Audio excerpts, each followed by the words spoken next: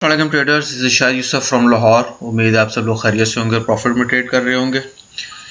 आज की वीडियो 12 जून 2025 फ्राइडे के लिए, और ये फ्राइडे जो है ये वाकई फ्राइडे होता है। इस वजह से मैंने इसको फ्राइडे लिखा है, क्योंकि इस दिन ये तमाम जो लोग होते हैं उनको उनकी तमाम लॉट्स को फ्राई करने का पूरा प्लान बनाते हैं। खैर, अभी जो गोल्ड की सिचुएशन है, गोल्ड मैं आपको जाके दिखाता हूँ कि गोल्ड किस तरह से लिक्विडिटी जो है वो हर तरफ से स्वीप कर रहे हैं, और इस वक्त गोल्ड के अंदर प्रॉफिट बनाना बहुत ही ज़्यादा मुश्किल हुआ है। जो एक्सपर्ट लोग हैं, जो पेशेंस के साथ, सब्र सुकून के साथ, तहम्मुल के साथ अपने प्राइस पर आने का वेट करते हैं, प्रॉपर सपोर्ट और रेजिस्टेंस कंफर्मेशन के बाद एंटर होते हैं, सिर्फ वही लोग विन कर रहे हैं। कल की अगर हम न्यूज़ की बात करें फंडामेंटल की, तो कल prelim university of Michigan, consumer sentiment और इन्फ्लेशन एक्सपेक्टेशन। प्रीवियसली ये डाटा मिक्स था, एक न्यूज़ पॉजिटिव थी, एक न्यूज़ नेगेटिव थी। बेसिकली ये यूनिवर्सिटी ऑफ मिशिगन जो है, ये 420 लोगों के ऊपर जो है उनके सेंटिमेंट्स, उनके जो तहफ़्फ़ुज़ात हैं, उनकी राय जो है वो लेते हैं कंज्यूमर के हवाले से और अपकमिंग इन्फ्लेशन के हवाले से या ऑनगोइंग इन्फ्लेशन के हवाले से, और उसी की बेस पर ये डाटा जो है वो रिलीज़ किया जाता है। एक रैंडम सर्वे होता है, और दुनिया में तमाम जो ममालिक हैं अपने डिफरेंट सर्वेस जो हैं वो करवा के अपनी इकॉनमी को अलाइन करते हैं, प्लान करते हैं, और नेक्स्ट जो है वो जो स्ट्रेटजीज़ हैं वो डेवलप की जाती हैं, एक्शन प्लान्स डेवलप किए जाते हैं। सो यही वजह है कि इन न्यूज़ की एक अहमियत होती है, और इकॉनमी में बेसिकली यूएस डॉलर को स्टेबल करने में और उसको डीस्टेबल करने में, डीवैल्यू करने में ये बड़ा किरदार अदा करते हैं। चलते हैं हम अपने टेक्निकल टाइम फ्रेम चार्ट के ऊपर और देखते हैं। सबसे पहले मैं आपको आज की और कल की मूवमेंट दिखाना चाहूँगा लिक्विडिटी स्वीप की,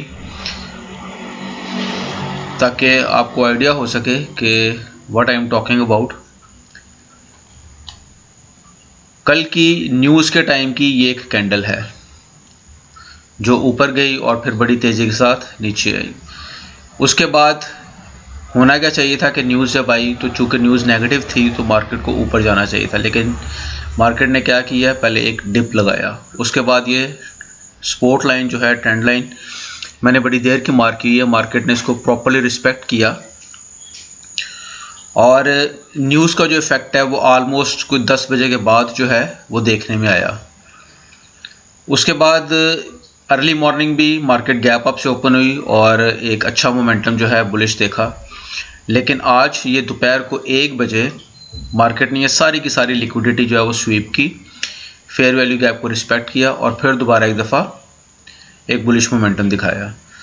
सो ये एक कंप्लीट ट्रैप जो है, मतलब यहाँ पर मार्केट बुलिश गई, उसके बाद फिर दोबारा बेरिश, और फिर मार्केट ने यहाँ से लोगों को सेल में बिठा के, जो आम रिटेल जो बिगिनर्स हैं उनको सेल में बिठा के यहाँ से फिर एक बुलिश मोमेंटम आज दिखाने के बाद, थोड़ी देर स्टे करने के बाद फिर एक अच्छा खासा डिप, और जो लोग यहाँ पर इस एरिया में बाय में बैठे थे उन सब के जो स्टॉप लॉस हैं इस एरिया में, उन सब के स्टॉप लॉस जो हैं वो यहाँ पर पिक किए और फिर दोबारा से एक बुलिश मोमेंटम जो है वो शो किया। अभी आज के दिन की अगर हम बात करें तो PPI data was very negative, unemployment claims was negative. So जो न्यूज़ हैं, जो ईरान और इसराइल की न्यूक्लियर वॉर के हवाले से, अगर हम जियोपॉलिटिकल सिचुएशंस को देखें, अगर हम सेंटिमेंट्स की बात करें और अगर न्यूज़ की बात करें, तो मार्केट को प्रिंसिपली यहाँ से पॉजिटिव जाना चाहिए, बुलिश मोमेंटम दिखाना चाहिए, लेकिन मार्केट स्टिल शोइंग कि वो बेरिश जो है वो रहेगी। खैर, अभी टाइम बाकी है, लेट्स सी कि क्या होता है, लेकिन टेक्निकली गोल्ड को यहाँ से बुलिश होना चाहिए। अब हम कल के लिए कुछ जो है वो जोन देख लेते हैं कि कहाँ से मार्केट जो है वो अपना मोमेंटम जो है पकड़ सकती है, बुलिश मोमेंटम शो कर सकती है। सबसे पहले तो 3350 का एरिया आप नोट कर लें, एक राउंड नंबर भी है, प्रीवियस एक स्ट्रॉन्ग जो है वो रेजिस्टेंस रही है, मार्केट इसको बार बार ब्रेक करती है, ब्रेकआउट करती है, नीचे आ जाती है, ब्रेकआउट करती है, नीचे आ जाती है। मैं आपको इसकी जाके तो हिस्ट्री जो है एक तो राउंड नंबर है और दूसरा ये कि ये देखें 3350 के इर्द गिर्द मार्केट बहुत ज़्यादा मूवमेंट करती रही है। यहाँ पर भी मार्केट ने 3350 को ब्रेक किया अच्छा खासा, लेकिन दोबारा फिर एक मोमेंटम लिया, यहाँ से लिक्विडिटी स्वीप की, बाइंग का थोड़ा सा प्रेशर दिखाया, लोगों को बाय में उठाया और उसके बाद ये सेल की मूवमेंट दे दी। और इससे पहले भी प्रीवियसली भी मार्केट जो है काफ़ी देर से 3350 के आसपास जो है वो मौजूद है। सो यही वजह है कि ये एक स्ट्रॉन्ग सपोर्ट के तौर पे भी काम कर सकती है, ब्रेक डाउन होती है तो फिर नीचे भी आ सकती है। सो अगर 3350 को मार्केट ब्रेक करती है तो फिर नीचे ये ट्रेंड लाइन मौजूद है जिसकी मार्केट रिस्पेक्ट कर रही है बार बार यहाँ पर, यहाँ पर, यहाँ पर, और इसको बार बार मूव करते हुए अपर मूवमेंट जो है वो दिखा रही है। सो ये तो इसकी मूवमेंट होगी यहाँ पे। अब अगर हम बात करें कि मार्केट ने अगर सेल जाना है, मज़ीद सेल जाना है, तो फिर इस ट्रेंड लाइन को ब्रेक करना ज़रूरी है। इसके ब्रेकडाउन के ऊपर पॉसिबल है, कल फ्राइडे है और पॉसिबिलिटी है कि प्रॉफिट टेकिंग स्टार्ट हो जाए, तो फिर इसके ब्रेकडाउन के ऊपर जो है एक रीटेस्ट और फिर 3310 के आसपास मार्केट आ सकती है, बिल्कुल आ सकती है, इसमें कोई दूसरी राय नहीं है। लेकिन अगर मार्केट ने बुलिश मोमेंटम दिखाना है तो मार्केट को यही एक जो सपोर्ट है, ये वाली एक अच्छी सपोर्ट है, मार्केट नीचे आए, यहाँ से सपोर्ट ले, यहाँ पर में भी कोई ऑर्डर ब्लॉक जो है वो जनरेट हो, हल्का सा छोटा सा रीटेस्ट करे और फिर नेक्स्ट वीक में एक डब्ल्यू पैटर्न यहाँ पर बनाते हुए एक मोमेंटम जो है वो शो करते। सो ये जो मोमेंटम है ये फिर इजीली 3400 को भी ब्रेक करेगा। इस लाइन को मैं यहाँ पे भी मार्किंग कर देता हूँ और 3400 के ऊपर अगर 4-15 मिनट की कैंडल्स जो हैं वो स्टे कर जाती हैं, 15 मिनट की 4 प्रॉपर कैंडल्स क्लोज हों विदाउट एनी विक, तो फिर 3450 100% कन्फर्म है। सो ये दो मूवमेंट हो सकती हैं मार्केट की। सो 3350 इज़ एन इम्पॉर्टेंट एरिया, लेकिन इसके साथ साथ और भी एक दो इम्पॉर्टेंट एरियाज़ हैं, वो भी देख लेते हैं। 3361 के ऊपर एक वैलिड जो है ऑर्डर ब्लॉक पड़ा हुआ है और अगर हम 5 मिनट की कैंडल के ऊपर जाएं, 5 मिनट के टाइम फ्रेम के ऊपर जाएं, तो वहाँ पर 3365। अब ये एरिया जो 6361 है, ये इम्पॉर्टेंट क्यों है? यहाँ पर डबल जो है मतलब 3350 के ऊपर तो बहुत ही ज़्यादा अच्छी सपोर्ट है और 3346 जो है वो भी बहुत अच्छी सपोर्ट है। मार्केट इससे नीचे थोड़ा आ सकती है लिक्विडिटी लेने के लिए, हो सकता है इस 3330 के आसपास भी आके मार्केट जो है वो सपोर्ट ले ले, क्योंकि ये ट्रेंड लाइन की एक सपोर्ट मौजूद है यहाँ पर।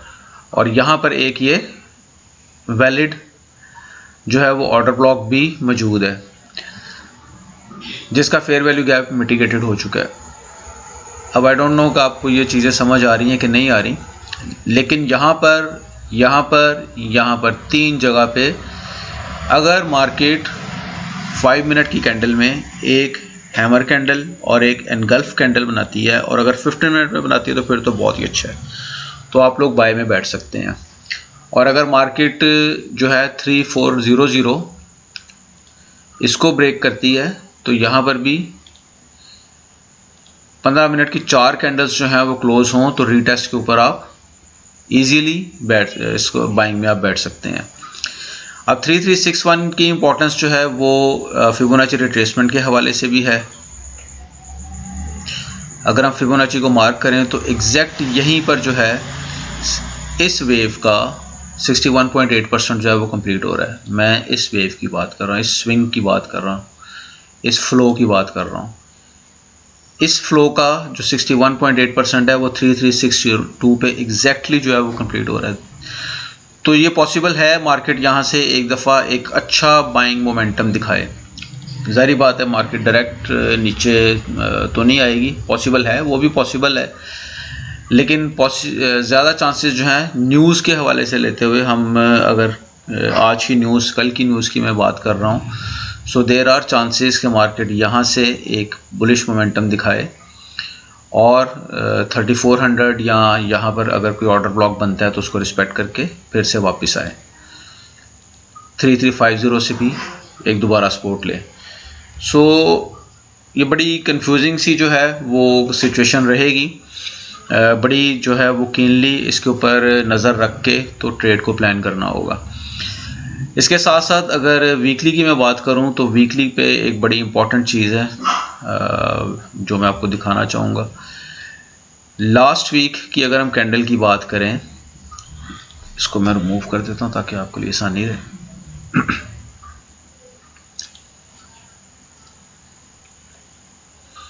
लास्ट वीक की कैंडल ने प्रीवियस हाई को ब्रेक किया, ये वाली हाई को, ये वाला हाई था जो यही जोन बन रहा है 3350 और 3360 का। सो लास्ट वीक जो है ये वाला लास्ट वीक की कैंडल है, मार्केट ने इसको ब्रेक किया अच्छी मोमेंटम के साथ, लेकिन क्लोजिंग बहुत नीचे आ गई थी, 3308 3310 के आसपास जाके हल्का सा रीटेस्ट किया और फिर इस वीक एक बड़ा मोमेंटम देखने को मिला। सो अगर तो मार्केट इस वीक की क्लोजिंग इसी तरह से 3400 के आसपास देती है एक अच्छी मोमेंटम कैंडल के साथ कल के दिन में, तो फिर मार्केट जो है एक दफ़ा रीटेस्ट के ऊपर आराम से इजीली 3500 3550 को ब्रेक कर जाएगी अगले 2 वीक्स में।